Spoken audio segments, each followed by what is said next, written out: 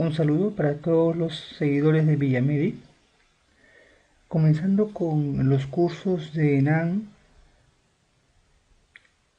vamos a tocar el tema de enfermedades infecciosas y tropicales. Para comenzar este gran segmento, vamos a revisar un poco lo que son los cocos gram positivos.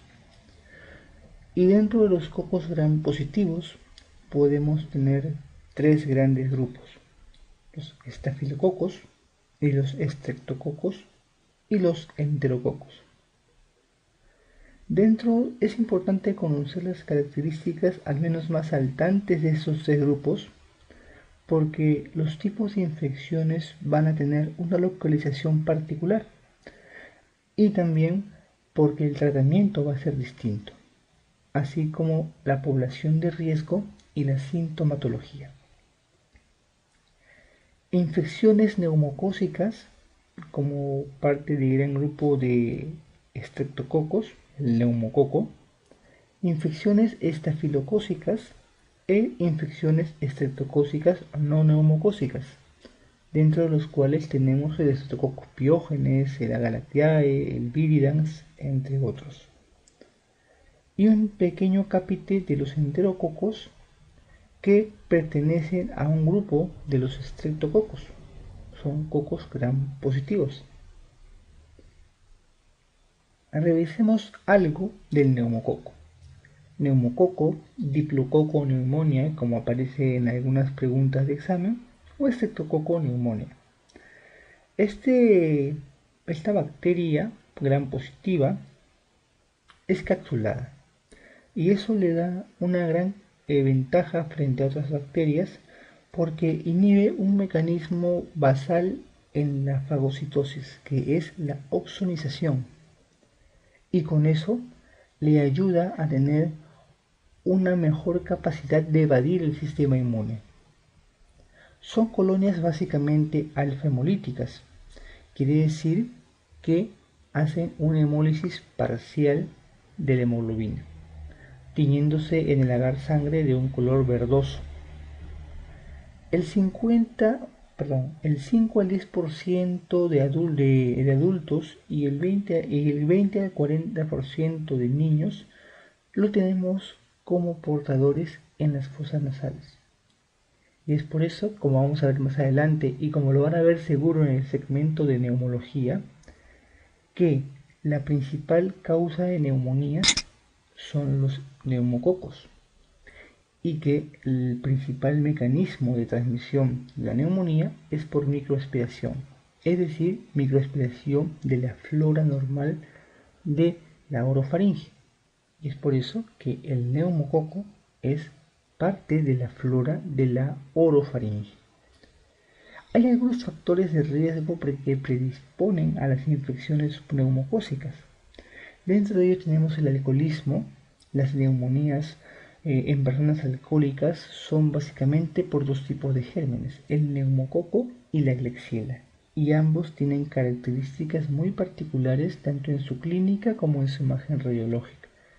La imagen radiológica típica del neumococo es un consolidado homogéneo en la parte basal del hemitórax, y la Klebsiella es un consolidado homogéneo pero apical.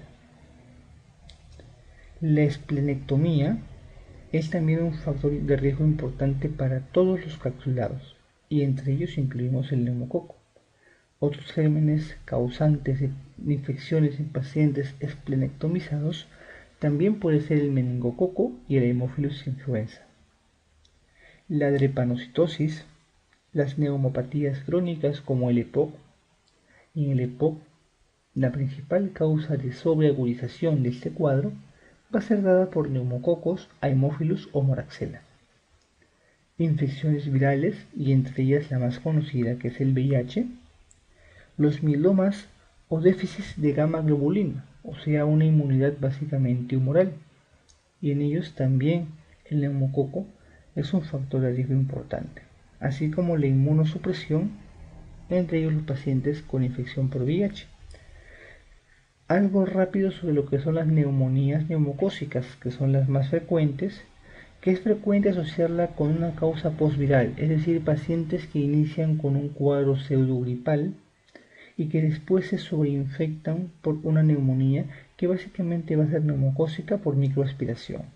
Bajan los sistemas de defensa a nivel alveolar, el paciente tiende a microaspiraciones y con ello comienzan los cuadros neumónicos.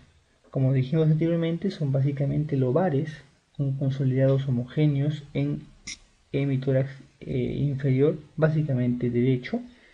Se asocian con el herpes labial porque se asocian a cuadros de inmunosupresión temporal. Es en los cuadros en los cuales los herpes también se reactivan. Se asocia con derrames pleurales en un 50% y en un 1% con un empiema, aunque en el Perú la principal causa de derrame pleural va a ser la tuberculosis. El síndrome de Ausean es un síndrome en el cual está caracterizado por una triada, que es la neumonía, la meningitis y la endocarditis. Y pueden hacer bacteriemia porque, como dijimos, tienen un mecanismo, gracias a su cápsula, de evasión al sistema inmune. Pueden también causar cuadros meningios y la meningitis por neumococo es la más frecuente y la de peor pronóstico, junto con la meningitis tuberculosa. Es la más frecuente en el adulto porque en el niño básicamente va a estar dada por gram negativos y por gérmenes como el Streptococcus agalactiae o como la listeria. Y es básicamente frecuente en pacientes con traumas encefalocranianos que tienen fístulas del líquido cefalorraquídeo o básicamente, y este es el mecanismo más importante de infección por el neumococo, por infecciones otorrinos. Pero el neumococo, aparte de estar inmerso dentro de la patología meningia y neumocócica y pulmonar, o sea, neumonías y meningitis, está básicamente liderando como agente infeccioso en todas las infecciones de las vías respiratorias altas y bajas. Las otitis medias, las sinusitis y las mastoiditis van a ser más frecuentemente dadas por neumococo. Los hemófilos también tienen una acción importante, pero después de la introducción de la vacuna esta incidencia ha bajado notablemente. Pero pueden también tener otro tipo de incidencias, otro tipo de infecciones. Las endocarditis, las peritonitis bacterianas espontáneas o las infecciones osteoarticulares también van a ser causadas por neumococos. Las endocarditis, en la cual veíamos que era el síndrome de Austrian, dada básicamente en pacientes alcohólicos e inmunosuprimidos y en algunos pacientes que usan drogas por vía parenteral. Y la válvula más comprometida va a ser la aórtica, a diferencia de los pacientes que tienen con estafilococo, en las cuales vamos a ver posteriormente que tienen otras válvulas comprometidas en las endocarditis comunes. La peritonitis bacteriana espontánea en niños, sobre todo en pacientes nefrópatas, va a ser el principal agente. Recordemos, hay dos causas que pueden causar peritonitis bacteriana espontánea. Estos son los cirróticos y los nefróticos. Y en los cirróticos básicamente es la E. coli, el agente más frecuente de PB, y en los nefróticos básicamente es el neumococo. Eso es importante saber porque el tratamiento también va a tener algunas implicancias. Es cierto, en ambos se le va a dar ceftriaxona, pero en la terapia posterior pueden haber algunos cambios. Infecciones osteoarticulares como las artritis también van a ser dadas por neumococo, aunque la principal causa va a ser el estafilococo. Y esta es una imagen en la cual podemos determinar o podemos ver la infección de las meninges del cerebro, en las cuales por qué vía va a entrar el neumococo. El neumococo básicamente va a entrar por vía respiratoria y por contigüidad va a entrar a lo que es el espacio subaracnoideo, entrando a lo que es el líquido cefalorraquídeo, infectando las meninges y causando básicamente las meningitis neumocócicas, que va a ser un compromiso básicamente meningio, pero también puede ser encefalítico. Es decir, nos puede presentar un síndrome meningio en el cual se caracteriza por cefalea, fiebre, rigidez de nuca, meningismo, básicamente, o un cuadro encefalítico en el cual básicamente lo que prima es el trastorno del sensorio. Aquí tenemos una imagen en la cual vemos las células mastoidales y vemos la parte del oído medio y cómo por contigüidad, porque recordemos que el neumococo está presente en lo que son la cavidad orofaringia, va a poder penetrar la zona del oído medio y causar infecciones óticas, al igual como infecciones en lo que son los senos paranasales, causando sinusitis crónicas. Aquí podemos ver el gran edema de pared en los senos maxilares, que estos pueden cronificarse y causar grande dolor, ¿no? Y infecciones crónicas. Y otra de las causas que nos puede dar una infección neumocócica, infecciones de válvulas cardíacas, articulares, osteoarticulares. El neumococo, básicamente la forma del diagnóstico va a ser por cultivos, hemocultivos cuando hacen bacteriemia, cultivos de esputo o cultivos de secreciones bronquiales como lavado alveolo bronquiales, como el que se da en cuadros de tranqueobronquitis o neumonías, y antígenos urinarios, donde básicamente vemos el antígeno capsular del neumococo. Y esto básicamente puede darse en pacientes que están muy comprometidos, pacientes básicamente de UCI, en los cuales puede hacerse este método diagnóstico similar a lo que se hace con el antígeno de la legionela. El tratamiento básicamente del neumococo, como es un coco gram positivo, básicamente va a estar dado por penicilinas. La penicilina ha demostrado tener una gran eficacia con el neumococo. Hay todavía pocos reportes de resistencia a las penicilinas. Y las otitis medias, sinusitis o vías respiratorias altas pueden ser cubiertos muy bien con amoxicilina o con amoxicilina ácido clavulámico. Las neumonías básicamente van a ser cubiertas por beta-lactámicos de tercera generación como las cefalosporinas o beta-lactámicos de segunda generación como la ceftriaxona de segunda generación, la cefaloxima. Pero puede ser cubierta por otros gérmenes o por otros agentes como las aminopenicilinas, las quinolonas respiratorias como la levofloxacino, la moxifloxacino. Los carbapenens cubren muy bien estreptococos, entre ellos el neumococo, y las vancomicinas, como los glicopéptidos, también van a cubrir cocos gram positivos, entre ellos estafilococos, neumococos y enterococos. El tratamiento para la meningitis, básicamente neumocócica, va a estar dada por dos pilares, antibióticos y corticoides. Los corticoides han demostrado tener una alta eficiencia, básicamente en dos agentes que son los que tienen peor pronóstico, los neumococos y la tuberculosis. Y la penicilina es un agente que penetra muy bien en el líquido cefalorraquídeo y puede ser dado en primera opción si es una meningitis leve. Si es una meningitis más comprometida, preferimos usar beta-lactámicos como las cefalosporinas, en las cuales básicamente son ceftriaxona a dosis altas, que pueden asociarse según algunas guías americanas a vancomicina en pacientes en los que pensamos que puede haber resistencia a la penicilina, cosa que no hay aún en el Perú. Y en pacientes con lo que son meningitis por neumococos resistentes, podemos agregarle al tratamiento con ceftriaxona vancomicina rifampicina para poder potenciar la acción de los beta-lactámicos. Y dentro de los estreptococos no neumocócicos vamos a dividirlos en beta-hemolíticos o alfa-hemolíticos. Podemos dividirlo también en una serie de formas de clasificación. Podemos pertenecer al grupo A, al grupo B, en el grupo A donde está el Piógenes, el grupo B donde está la Galactiae, pero preferimos dividirlos en la parte de beta-hemolíticos y alfa-hemolíticos por la hemólisis de la hemoglobina. Dijimos que el alfa-hemolítico, aparte de lo que es la amonia, también es el Viridan. El Viridan tiene una epidemiología muy importante porque es el principal causante de endocarditis subaguda. Dentro de los beta-hemolíticos tenemos el Piógenes. Básicamente el Piógenes está inmerso en lo que es la etiología de la fiebre reumática, está inmerso en lo que son la etiología de las faringitis, está en lo que son las glomerulonefritis post-estreptocócicas secundarias a una infección faríngea, en el cual vemos un paciente que presenta un compromiso glomerular más o menos 3 a 4 semanas posteriores a un evento faríngeo mal tratado. En la Galactiae, que es perteneciente al grupo B, en el cual lo vemos más asociado con sepsis y con meningitis a nivel de pacientes pediátricos recién nacidos, neonatos. y los enterococos y no enterococos o los Streptococcus bovis. Los gram-hemolíticos son los que no hacen hemólisis.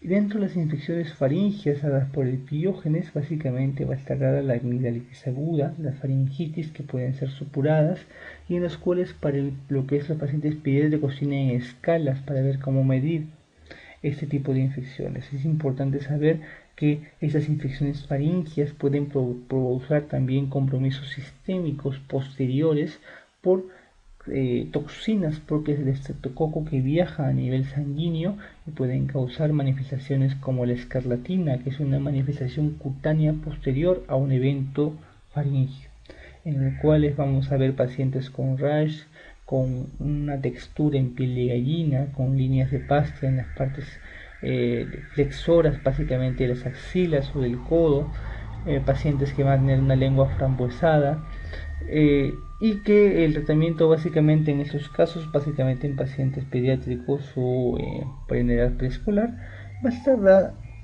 básicamente por beta-lactámicos, similares a lo que es la faringitis.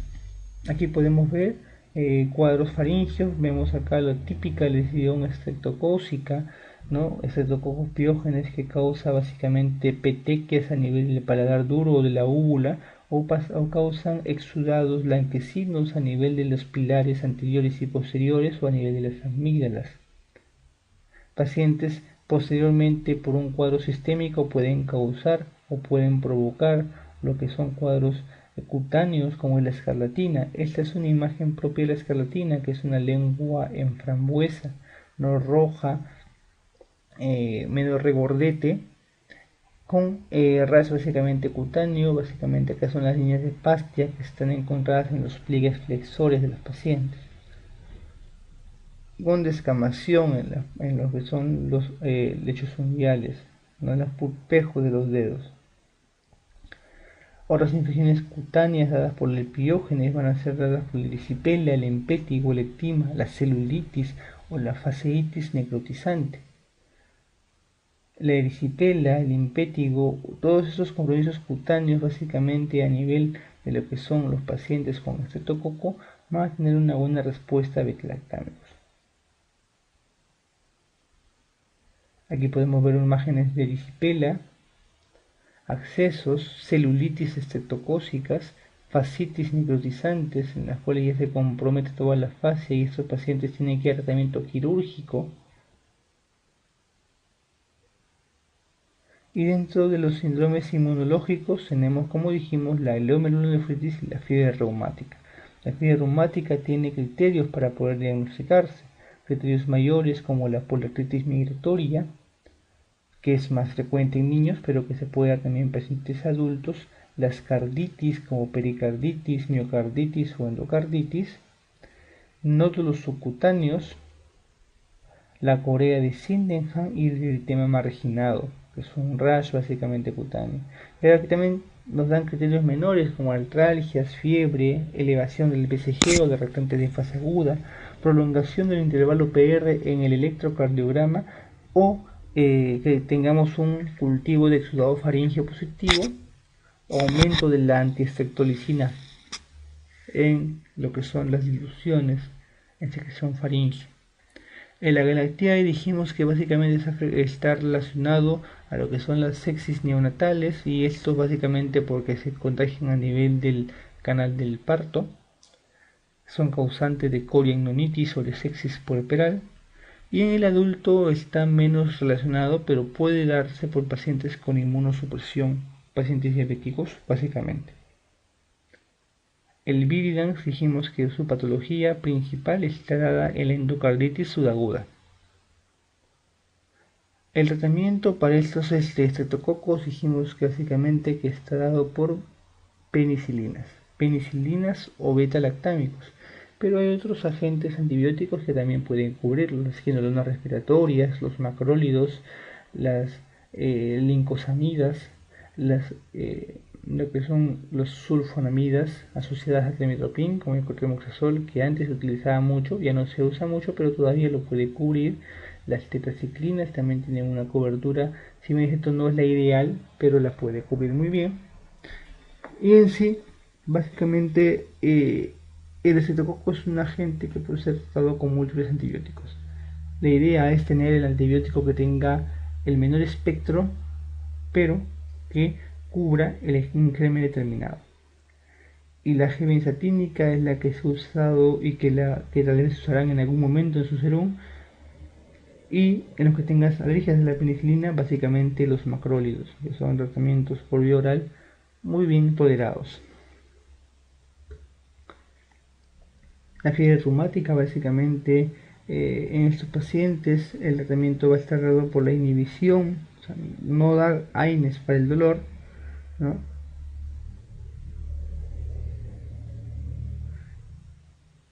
Básicamente corticoides, profilaxis con beta-lactámicos y profilaxis secundaria hasta los 18 años o con otras edades en algunos pacientes. Los enterococos, básicamente los fecales, los faeciums, van a tener infecciones muy relacionadas a pacientes con edades extremas, inmunosuprimidos. El fecalis responde muy bien a la ampicilina asociada con gentamicina. El faecium suele tener ya algún tipo de resistencia a penicilinas y prefiere con ellos la vancomicina. Dentro de los estafilococos podemos dividirlos. Mayormente dentro de lo que son los estafilococos y estreptococos podemos dividirlos por una causa, lo que es la catalasa. La reacción de la catalasa te va a indicar si es un catalasa positivo, es un estafilococo, si es un catalasa negativo, es un estreptococo. Dentro de estos estafilococos podemos tener una reacción que es la coagulasa. Si la coagulasa es positiva, es un estafilococo aureus. Si la coagulasa es negativa, tenemos estafilococos no aureus, donde están los saprofíticos, donde están los epidermidis. Y el estafilococo aureus es el agente principal de una serie de infecciones que puede estar dada en válvulas cardíacas como la endocarditis, a nivel articular y osteoarticular, en las sépticas y en las osteomielitis, en los cuadros de infecciones cutáneas o de lo que son tejidos celular subcutáneo como la celulitis, en pacientes por infecciones por bacteriemia, en neumonías estafilocócicas, básicamente dadas esas en pacientes inmunosuprimidos y en pacientes usuarios de drogas vía parenteral, con que son neumonías necrotizantes de un muy mal pronóstico. Podemos verlo en realidad una serie de causas de infecciones. Entonces, pacientes donde tienen el cuadro estafilocócico, el estafilococo va a estar básicamente en la piel, el epidermidis es frecuente en la piel y va a estar dado también en lo que son las fosas orofaringeas, las fosas nasales, en la piel y en la vagina, se encuentra el estafilococo aureus como una manera de portador crónico que no causa patogenicidad. Elimina toxinas en las cuales estas están muy relacionadas a cuadros gastrointestinales como la intoxicación alimentaria dada por estafilococos, básicamente por toxinas, y los factores de riesgo para contraer este tipo de infección estafilocócica van a ser pacientes diabéticos, pacientes usuarios de drogas vía parenteral, pacientes con enfermedades granulomatosas crónicas. Granulomatosas me refiero a pacientes que pueden formar granulomas dentro del cuerpo, como son las tuberculosis, como son los citomegalovirus, como son los toxoplasmosis, entre otras.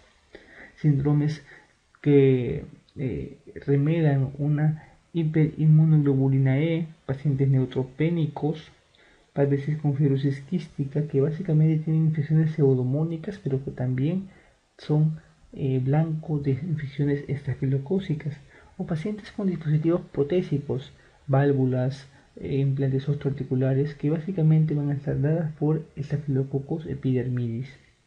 La mayor frecuencia de los pacientes con estafilococo aureus meticilino resistente, es decir, pacientes que ya han hecho resistencia a las oxacilinas o a las meticilinas, básicamente van a verse en infecciones nosocomiales. En el Perú aún no se han reportado casos, al menos no casos en adultos, que haya un paciente con un estafilococo resistente a la penicilina, a la meticilina.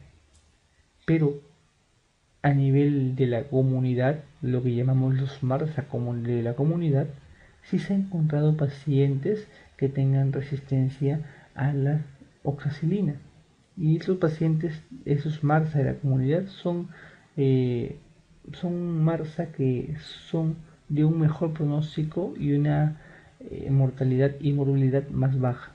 Y son pacientes que responden muy bien a la clindamicina. Para contraerla es básicamente importante saber cuál es la vía de contagio. La vía de contagio de los estafilococos va a ser por contigüidad, por una herida quirúrgica o porque recordemos de que el estafilococo vive en la piel. Si tenemos una solución de continuidad entre la piel y las partes internas, va a meterse el estafilococo y va a causar infecciones. Y la segunda causa es la bacteriemia. Dentro de las infecciones cutáneas es la primera causa de foliculitis, forúnculos, donde también está relacionado lo que son los bacillus o lo que son las pseudomonas, el anthrax o el carbunco. También lo puede causar los estafilococos, los hidrosalinitis, los simpéticos bulosos, ¿no? Que son cuadros similares a una celulitis pero con ampollas, los síndromes de espides escaldadas estafilocócicas o síndrome de Ritter, la mastitis aguda puerperal, ¿no? Pacientes gestantes que están dando el lactar y que no tienen una correcta forma de lactancia, son pacientes que pueden hacer mastitis, las cuales responden muy bien a oxacilina o dicloxacilina. Intoxicaciones alimentarias es la segunda causa después de la salmonela. Son intoxicaciones que aparecen de las primeras 6 horas post ingesta de algún alimento que sea derivado de la repostería o derivado del huevo, que también es causa frecuente de la salmonelosis notífica. Y en estos cuadros de intoxicación alimentaria, básicamente la hidratación es el único tratamiento, porque como recordemos, las intoxicaciones alimentarias están dadas por lo que son toxinas estafilocócicas, no por la misma bacteria, ¿no? Y son cuadros que básicamente inician con vómitos más que diarreas y con intolerancias orales marcadas. Pacientes que van a la emergencia con vómitos después de haber comido algún cuadro que tenga o algún alimento que tenga mayonesa o algún alimento de repostería como tortas, pueden presentar esos cuadros. Aquí vemos, por ejemplo, las foliculitis, los simpétigos,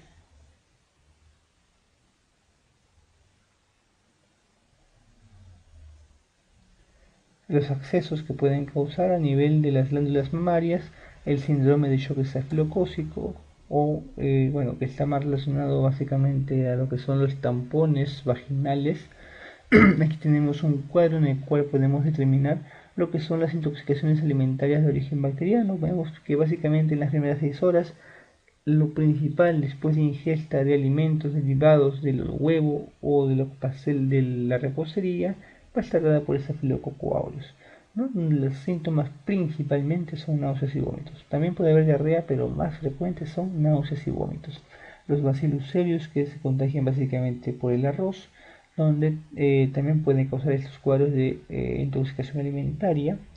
Posteriormente, dentro de las siguientes 6-8 horas, podemos ver infecciones por Clostridium perfringens, infecciones por bacillus cereus, son cólicos abdominales marcados.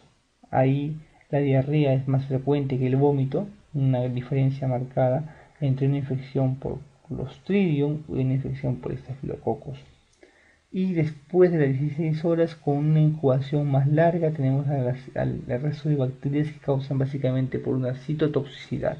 El Vibrio cholerae, que es una diarrea básicamente secretora, el E. coli en toda su gama de cuadros, el Campylobacter, que es causa de diarreas disentéricas, las Shigella también causa diarrea disentéricas, entre otros. Y básicamente vamos a ver la clínica del estafilococo, las neumonías estafilocócicas que también pueden ser posgripales, aunque lo más frecuente es verlo con estreptococos, entre ellos el neumococo. En pacientes con fibrosis quística también la segunda causa, después de la pseudomona, pueden causar embolos sépticos y forman neumonías en parches, neumonías necrotizantes, neumonías que forman cavidades múltiples en ambos hemitórax y en las cuales van a requerir que los pacientes entren a UCI, a ventilación mecánica, porque son neumonías fulminantes. Lo importante de conocer del Staphylococcus aureus es que el Staphylococcus aureus le encanta hacer bacteriemia, y como le encanta hacer bacteriemia, el Staphylococcus aureus puede viajar a cualquier parte del cuerpo e infectarlo. Viaja al corazón, viaja a las válvulas cardíacas causando carditis, viaja a nivel del cerebro y causa accesos cerebrales, viaja a nivel de los pulmones y causa neumonías necrotizantes, viaja a nivel del hueso, causa osteomielitis o artritis sépticas. En sí, el Staphylococcus es libre de infectar casi cualquier zona del cuerpo. El síndrome de shock estafilocócico básicamente dada por toxinas estafilocócicas en chicas que usan tampones. Bueno, básicamente la clínica está dada por fiebre, diarrea, hipotensión, que es importante conocer porque es un síndrome de shock. Al hablar de shock hablamos de hipotensión y disfunción orgánica como oliguria, trastorno del sensorio. Infecciones osteoarticulares, la causa más frecuente es estafilococcus. Accesos paravertebrales o artritis séptica o osteomielitis, vamos a ver que lo más frecuente es el estafilococo en pacientes que no tengan algún tipo de predisposición a infecciones gonocócicas. Aquí vemos lo que son las neumonías. Es clásico en los neumococos o en los estafilococos, poder ver en las imágenes radiográficas neumatoceles, que son característicos de los estafilococos. Aquí tenemos los tampones relacionados con el síndrome de shock estafilocócico, las osteoartritis, los accesos paravertebrales, que básicamente van a estar dados por lesiones por contigüidad o por vía hematógena, en las cuales van a entrar y van a infectar la zona de las vértebras y causar accesos marcados. Pueden causar meningitis postquirúrgicas por derivaciones ventrículo-peritoneales, accesos cerebrales, accesos epidurales, es decir, pueden ir a toda parte del cuerpo. Aquí vemos unas válvulas cardíacas con vegetaciones que son secundarias a cuadros estafilocócicos. Y el tratamiento básicamente esto va a ser por, si sos un gram positivo, por beta-lactámicos. Pero en este caso, el estafilococo es un germen que ha hecho resistencia muy rápida a las penicilinas y solamente es sensible dentro de sus beta-lactámicos a los que son las meticilinas, lo que son la oxacilina, la dicloxacilina. En pacientes que hacen resistencia a estos cuadros podemos usar, si son resistencias leves de la comunidad, clindamicina, que cubre muy bien este estafilococo. Podemos usar un beta-lactámico como la oxacilina y potenciarlo con un aminoglicósido que cubre muy bien estafilococos, pero que no se da en monoterapia porque causa extremadamente resistencia. Podemos usar glicopéptidos como la vancomicina, la teicoplamina. Podemos usar ya las oxazolitinonas como linezolid, dactomicinas, tigersticlinas, entre otros agentes que se crean básicamente por la extrema patogenicidad del estafilococcus aureus.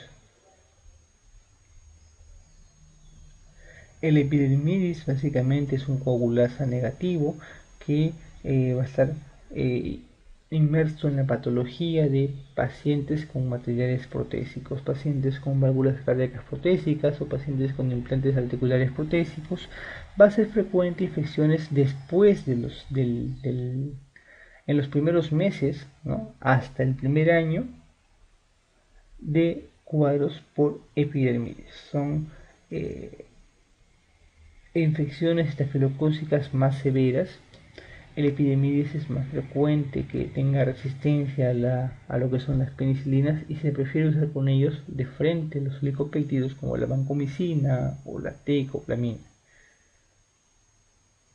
Básicamente inmerso dentro de la patología de los dispositivos. Aquí tenemos un catéter para hemodiálisis, en el cual es frecuente en pacientes con diálisis que tengan infecciones por Staphylococcus epidermidis, pacientes con marcapasos o con válvulas. Vemos acá a esta mujer con un gran corazón que debe tener una gran válvula protésica también, ¿no? En pacientes con intervenciones quirúrgicas, ¿no?, por fracturas ya extensas o con minuta. Y el saprofítico es básicamente dado en pacientes con infecciones urinarias, ¿no? Pacientes sexualmente activas que tienen infección urinaria no dada por los agentes comunes como el E. coli, como el Proteus, como la Klebsiella, puede ser dada por estafilococos saprofíticos. Vamos a revisar un poco la patología de la endocarditis infecciosa, una revisión rápida porque el tema no es endocarditis, el tema son cocos gram positivos, pero enfocando básicamente las preguntas de exámenes, vamos a ver que mucho preguntan al menos acerca del tema de cocos gram positivos sobre endocarditis y sobre artritis. Entonces vamos a hacer una revisión breve y rápida de esto para poder responder algunas preguntas. Y bueno, sabemos que la etiología de las endocarditis básicamente va a estar dada por cocos gram positivos, pero que también puede ser dada por otros grupos, puede ser dada por gram negativos como el E. coli, puede ser dada por hongos, puede ser dada por gérmenes como bruselas, puede ser dada por el grupo HACCP, ¿no? Haemophilus, Cardiobacterium, Eikenella, Klebsiella, puede ser dada por la Coxiella o la Brucella. La Coxiella es un germen atípico que no se encuentra en los cultivos y solamente puede ser medida a nivel serológico con inmunoglobulinas G. El germen más frecuente va a ser el aureus, pero el asociado a drogas parenterales también es el aureus. El asociado a prótesis valvular hasta el primer año va a ser el epidermidis. Las presentaciones sudagudas van a estar dadas principalmente por el Streptococcus viridans y las asociadas a manipulaciones geniturinarias y gastrointestinales va a estar dada básicamente por el enterococo. Las asociadas al cáncer colorectal básicamente el Streptococcus bovis o enterococo. Tanto es así que si tenemos un paciente con una patología valvular por enterococos o por Streptococcus bovis, tenemos la obligación de hacerle una colonoscopia y buscar cáncer colorectal. La patogenia básicamente de lo que es la endocarditis, bueno, básicamente es una infección, una lesión previa del endotelio valvular en los cuales va a ser un foco, va a haber una alteración en el flujo en el flujo sanguíneo a nivel de esta zona, y esto va a causar de que si el paciente tiene una bacteriemia estafilocócica, pueda esta bacteria adherirse a las paredes alteradas de este endotelio y empezar a causar una reacción inflamatoria que van a formar posteriormente las vegetaciones, y esta alteración o estas vegetaciones van a ser zonas en las cuales la bacteria está dentro de estas vegetaciones activa, causando alteración, causando bacteriemias periódicas, las cuales pueden ser captadas por los cultivos y siendo principal causa de lo que son los FOB o los fiebres de origen desconocido. Bacteriemias transitorias pueden causar entonces que este agente llegue a estas zonas de endotelio valvular alterado y que lo puedan infectar. Entonces, las profilaxis, en este caso en pacientes que tienen alguna alteración o alguna predisposición a formar estas alteraciones valvulares en el endotelio, van a ser básicamente pacientes con alteraciones valvulares, insuficiencias aórticas, insuficiencias mitrales o comunicaciones interventriculares.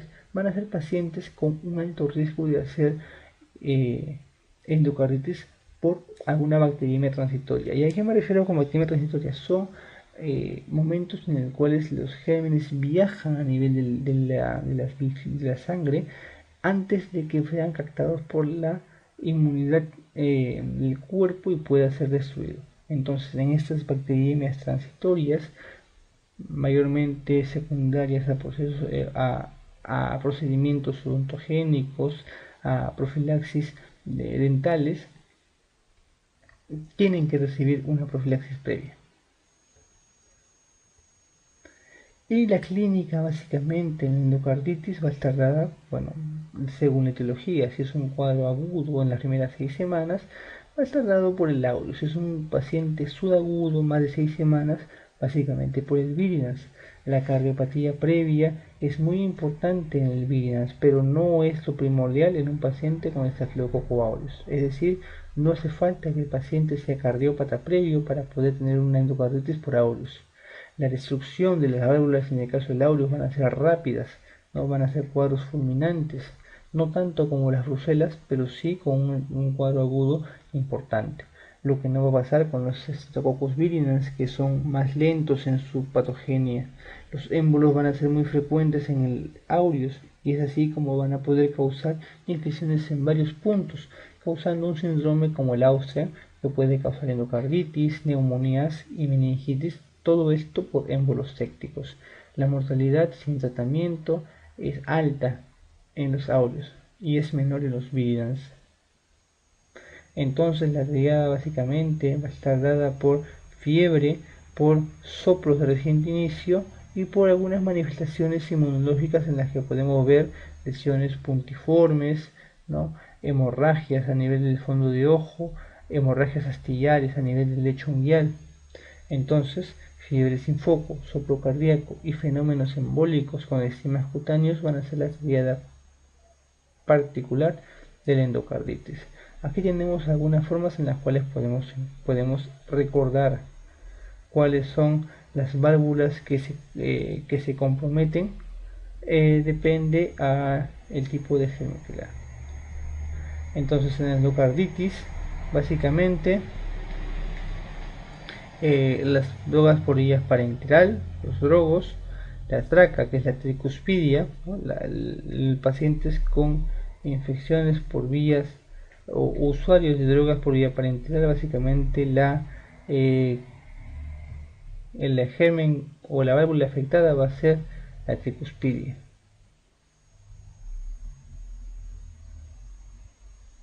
Y el diagnóstico básicamente va a estar dada por los criterios mayores y menores de Duco. Los criterios mayores dados por un hemocultivo o por el ecocardiograma, que puede ser transesofágico o puede ser transtorácico. Para el hemocultivo básicamente 2 cultivos positivos o 2 de 3, y dentro del ecocardiograma por mostrar algún soplo de reciente inicio, mostrar alguna vegetación compatible con lo que es una endocarditis. Los criterios menores podemos dividirlos en este grupo: A, E, I o U. A de antecedentes, o sea, una cardiopatía previa o que sea usuario de droga vía parenteral.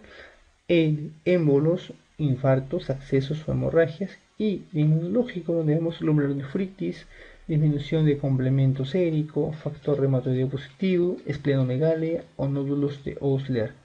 O de FOD, o sea, fiebre sin foco, la temperatura mayor de 38 grados. O un de sugestivo, o sea, que no tenga criterios mayores confirmatorios, pero sí sugestivos. Por ejemplo, un paciente que tenga hemocultivos sin crecimiento, pacientes que tengan un ecocardiograma no bien específico, en los cuales tienen sugestión o tienen clínica de endocarditis. Y las terapias o las causas más frecuentes vamos a ver que se dan por aureus y viridans.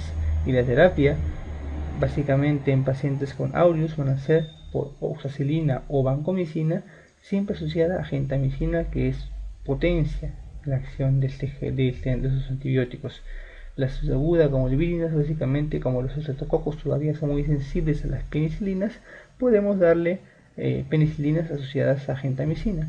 Y en las válvulas protésicas como el epidermidis, básicamente aquí no podemos dar oxacilina o penicilina de inicio. Tenemos que arrancar con vancomicina asociada a gentamicina, y en algunos casos se puede asociar a rifampicina para potenciar la acción de la vancomicina.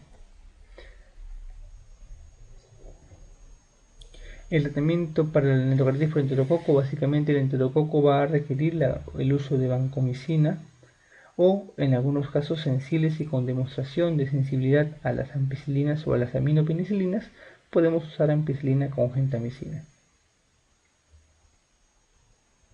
Básicamente, si es un paciente con una endocarditis por válvula nativa, el germen va a ser aureus. Entonces podemos iniciar con oxacilina o con vancomicina. Pero si es una prótesis valvular menos de un año, tenemos que usar o pensar que es epidermidis, y usar vancomicina, gentamicina y rifampicina.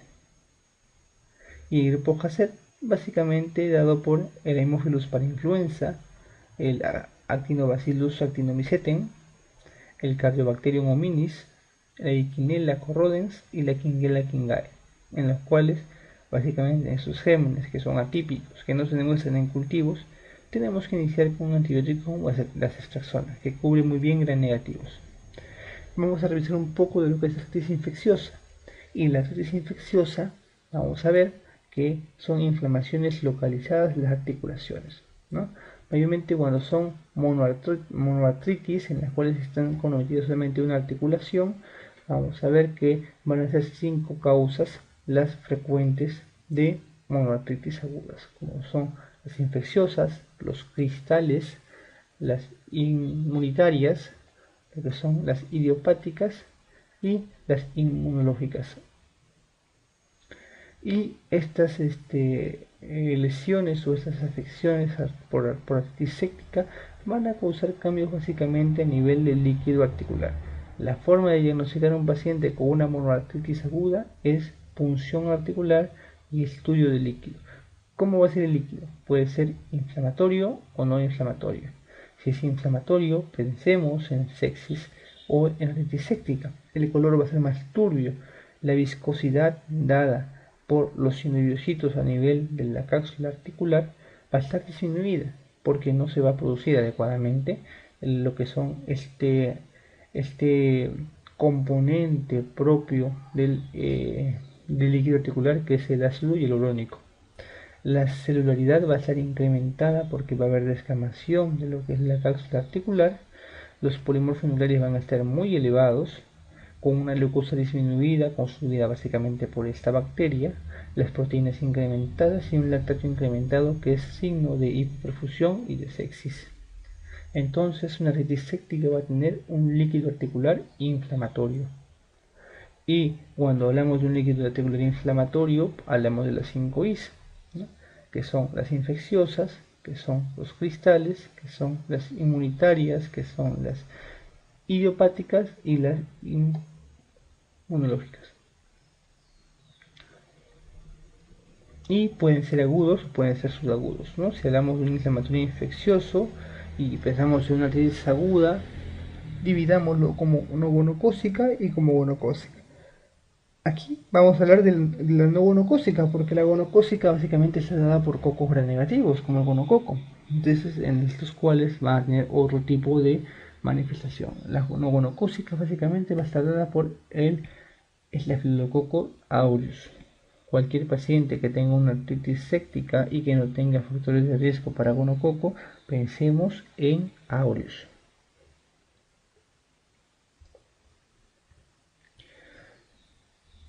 Y si pensamos en aureus, pensamos en una monoartritis dolorosa de rodilla que se ha contagiado básicamente por vía hematógena, o que puede haber un foco de contigüidad como alguna lesión de alguna herida cercana o una osteomielitis cercana a la articulación o una celulitis cercana a la articulación.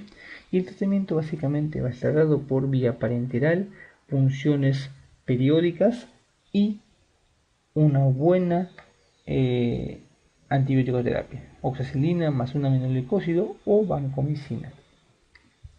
Dentro de los grupos de los enterococos o de estafilococos del grupo D, vamos a ver básicamente al enterococo y al no enterococo.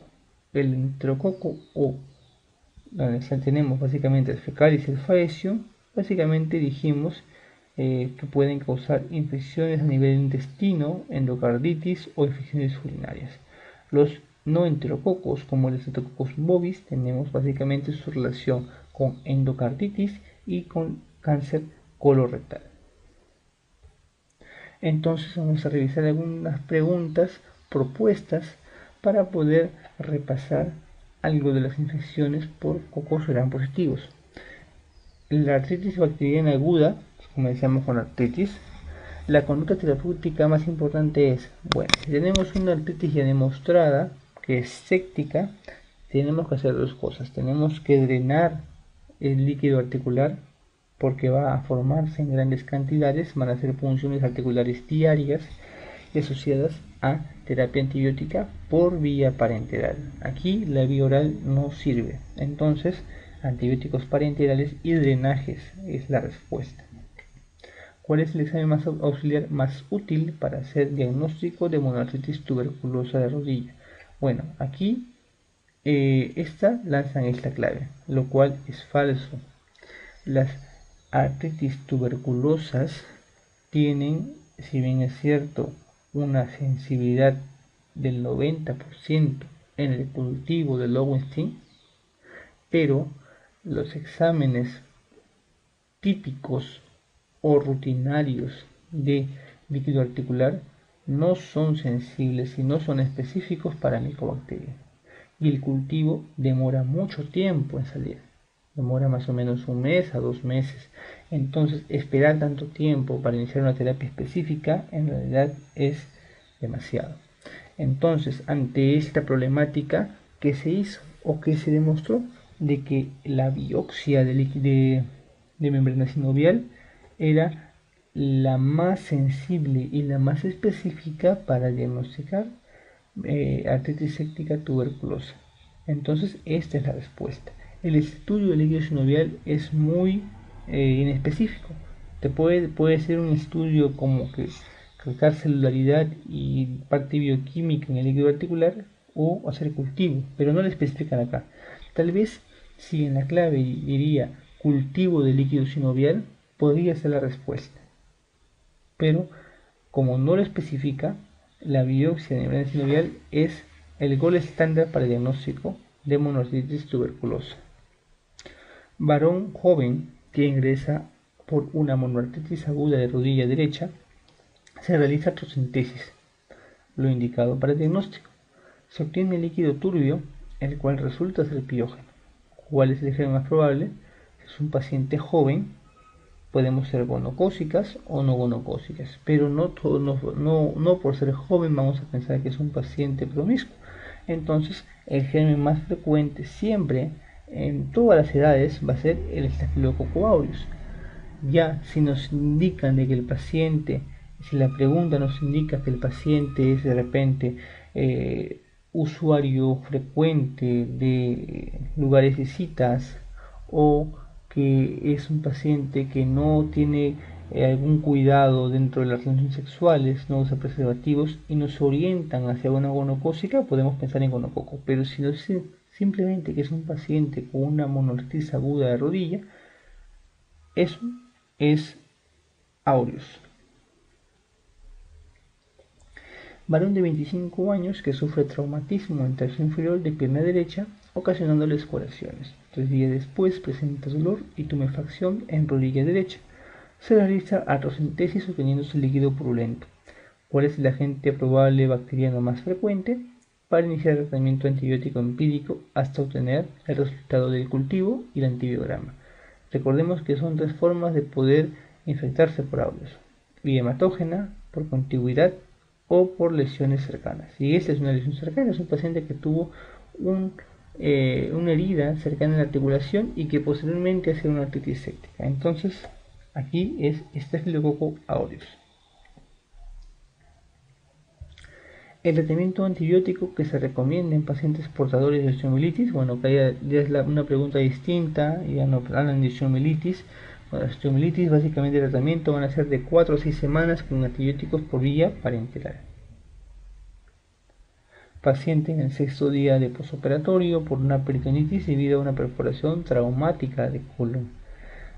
La herida operatoria presenta vesículas hemorrágicas en la superficie de la piel. Al explorar la herida se encuentra ponderosis edematosa de color gris pizarra y tejido subcutáneo esfacelado. ¿Cuál es el diagnóstico acá? Fascitis necrotizante, dada básicamente por Streptococcus pyogenes. Paciente debe ir a fasciotomía. Marque el enunciado incorrecto en relación de la endocarditis. Revisemos de abajo para arriba. La mayoría de Streptococcus viridans tienen un CIM, o sea, una concentración mínima inhibitoria de penicilina muy alta. Los Streptococos son muy sensibles a penicilina aún. Los endocarditis de drogadictos con frecuencia es causada por estafilococo dorado, sí, es el germen más frecuente en usuarios de droga por vía parenteral. Los estafilococos coagulasa negativo, es decir, los que no son aureus, deben ser tratados por vancomicina, efectivamente, porque hacen una resistencia bastante marcada a la oxacilina. Los enterococos requieren terapia sinérgica de penicilina con un aminoglicósido, sí. Se requiere una aminopenicilina más un aminoglicósido o en todo caso vancomicina. El Streptococcus viridans es el agente causal más frecuente de endocarditis de válvula nativa, ¿no? Lo es el aureus. ¿Cuál es el agente etiológico de la endocarditis infecciosa en usuarios de drogas endovenosas? Una pregunta repetida es el aureus. Varón de 18 años que presenta un furúnculo en la cara. Bien, tiene una lesión dérmica y los furúnculos recordemos que son mucho más frecuentes en los aureus o en los estafilococos. Y a los pocos días aparece edema con signos de inflamación en rodilla izquierda, asociado a fiebre. A los 3 días aparece tos, disnea, dolor torácico, fiebre elevada y signos de toxicidad sistémica. Una radiografía muestra múltiples infiltrados nodulares y neumatoceles. ¿Cuál es el agente más probable? Y aquí vemos una típica presentación bacteriémica del aureus. Es un paciente que inicia con un furúnculo dado por aureus que por vía hematógena ha lanzado émbolos bacterianos, émbolos sépticos a todas partes. Primero infectó la rodilla y después se fue al pulmón, causando una neumonía necrotizante por aureus. Entonces, estos cuadros, si bien estos no son el pan de cada día, pero son muy característicos y aquí la clave es Staphylococcus aureus. El impétigo ampolloso es causado por Staphylococcus aureus o coagulasa positivo, ¿no? Recordemos que los estafilococos pueden ser coagulasa positivos y negativos. Los positivos son los aureus, los negativos son el resto del mundo, epidermidis, sapofíticos. Paciente de 35 años de edad acude al servicio de urgencias por presentar fiebre elevada hasta 39 grados junto con confusión mental. Entonces aquí, al parecer, ¿no? Si hablamos de confusión mental y fiebre, podría hacernos pensar en un cuadro encefalítico infeccioso. Vamos a ver. En la exploración física destaca la existencia de lesiones cutáneas en la piel o en el pie izquierdo a nivel distal, maculares, de milímetros de diámetro, de aspecto isquémico hemorrágico y la auscultación cardiopulmonar es normal. A los pocos días se obtiene crecimiento de aureus metilino sensible en 3 hemocultivos obtenidos. ¿Cuál es la siguiente actitud? Entonces vemos que tenemos un compromiso febril, 1, tenemos un compromiso cutáneo, un estigma cutáneo, que son zonas hemorrágicas, pero no hay aún un compromiso cardíaco. Pero nos dice que ha habido 3 cultivos positivos para aureus. Entonces nos vamos a los criterios de Duke y decimos que si tiene un criterio mayor y tiene 2 criterios menores, es un diagnóstico de endocarditis. Tiene un criterio mayor, tiene un hemocultivo positivo y tiene fiebre, parte de lo que es, recordemos, la O de FOD, fiebre, y tiene la E de émbolos. Entonces con esto hablamos de que cumple criterios para una endocarditis estafilocócica. Entonces vamos a ver las claves. ¿Cuál sería la actitud correcta? Considerar el resultado de los hemocultivos como probable contaminación. En 3 ya es poco probable, ¿no? Si fuera en 1 de repente, sí. Si fuera en 3, es poco probable de que sea un contaminante. Pautar de inmediato tratamiento antibiótico con penicilina y gentamicina durante 10 días. El tratamiento para endocarditis son tratamientos prolongados, 4 semanas, ¿no? O 21 días. Comenzar tratamiento con cloxacilina y gentamicina y realizar estudio de ecocardiografía por la existencia de probables endocarditis. Esto es más sensato. Descartar la existencia de endocarditis por la ausencia de soplos en la auscultación cardíaca y buscar focos de posible oxomielitis. Entonces no podemos descartar endocarditis solamente porque no haya soplos, porque no es si bien es cierto, es un criterio mayor o es parte de la clínica, pero su ausencia no descarta endocarditis. Un ataque abdominal urgente por probable acceso abdominal, bueno, está fuera de lugar. Entonces la clave más coherente acá es comenzar terapia empírica para endocarditis, confirmarlo con una ecocardio para ver si hay vegetaciones que no estén formando soplos y poder realizar el seguimiento. Entonces la clave es la C. ¿Cuál de los siguientes no es criterio mayor? No es criterio de Duco mayor. Dos cosas para Duco. Para mayores de Duco: hemocultivos, eco, donde muestra una lesión, o si no es cultivo, algún serológico que nos puede indicar el germen, por ejemplo Coxiella, que no se haya cultivo. Ecocardiograma positivo para endocarditis es un criterio mayor. Nuevo soplo de regurgitación valvular no va. Bueno, aunque podría tomarse dentro de lo que es, si hablamos nuevo soplo de regurgitación valvular, entonces asumimos de que esto es un diagnóstico ecocardiográfico, entonces lo podemos ligar a esto, que no está muy especificado.